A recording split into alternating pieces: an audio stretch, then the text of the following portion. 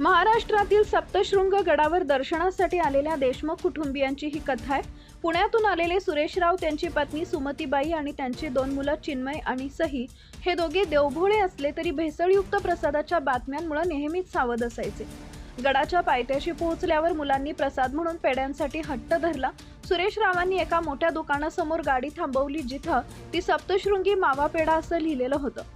दुकानातील गर्दी आणि पेढ्यांचा आकर्षक रंग पाहून त्यांच्या मनात शंकेची पाल चुकचुकली। त्यांना आठवण झाली की अन्न औषध प्रशासनानं यापूर्वी याच गडावर हजारो किलो बनावट मावा मिठाई जप्त करण्याची मोठी कारवाई केली होती। दुकानदारांना शुद्ध मावेचे पेढे असल्याचं सांगायचं आणि सुरेशरावांना चवीत काहीतरी खटकलं। तरीही मुलांच्या हट्टापायी त्यांनी पेढ्याचं एक छोटं पॅकेट घेतलं। मात्र काळजी म्हणून त्यांनी पेढ्याचा एक छोटा नमुना जपून ठेवला।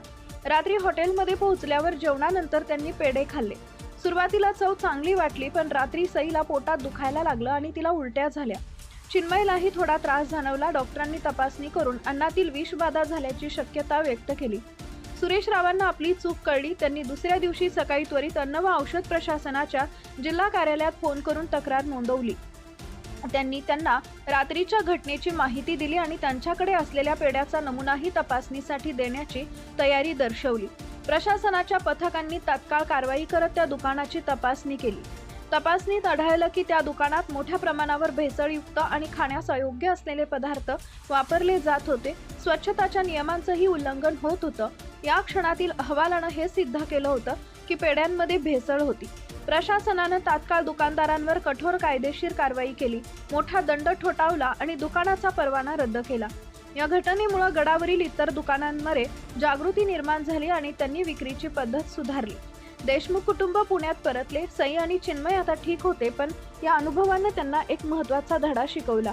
सुरेशरावांनी मुलांना समजावले की देवाला घाबरणं महत्त्वाचं नाही, तर प्रामाणिकपणानं सत्सद भावनेनं वागणं महत्त्वाचं आहे। देवावर श्रद्धा असावी, पण विवेक कधीही सोडू नये।